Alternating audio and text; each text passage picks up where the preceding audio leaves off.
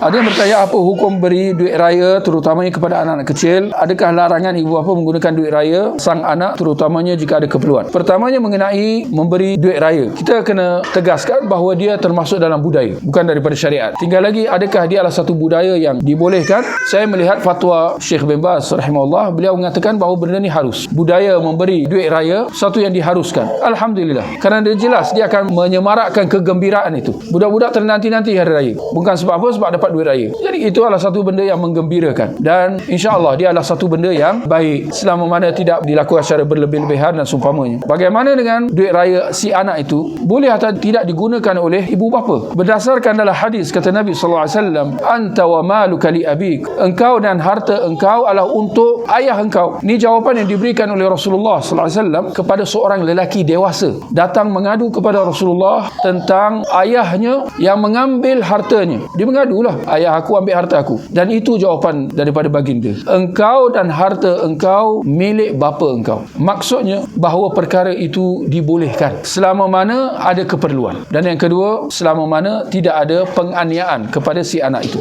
Bagaimana pula dengan anak kecil? Tuan-tuan, kalau anak yang dah dewasa pun si bapa ada hak atas harta si anak, bagaimana pula dengan anak kecil? Kita kata lebih lagi, anak yang sudah tidak di bawah tanggungan nafkah si bapa boleh ambil harta dia jika ada keperluan. Apatah lagi dengan anak-anak kecil. Ada yang mendakwa bahawa mak bapak dilarang atau haram ambil duit raya anak-anak. Ini adalah kenyataan yang sangat mengelirukan, bertentangan sama sekali dengan hadis yang telah kita baca tadi. Anta wa maluka li abik. Hadis yang sahih. Engkau dan harta engkau untuk ayah engkau. Dan kita dah perincikan seperti mana penjelasan para ulama. Jika ada keperluan, si bapa berhak untuk mengambil sebahagian harta daripada si anak. Adapun anak-anak kecil, ini kita kata apatah lagi. Yang jelas mereka di bawah tanggungan nafkah si bapa. Jadi tidak ada halangan sama sekali untuk ibu bapa menggunakan duit hari raya si anak itu, dan sama sekali tidak ada tuntutan untuk dia nak ganti semula dan sebagainya. Kalau dia nak ganti, terserah. Kalau dia tak ganti, tidak ada apa-apa sama sekali. Tidak ada tegahan sama sekali. Pandangan kata mak bapak kalau ambil wajib ganti, ini dakwaan semata-mata. Pihak yang menyatakan pandangan ini perlu mengumpulkan dalil dan perlu mereka jelaskan bagaimana pemahaman mereka terhadap hadis yang telah kita sebutkan tadi.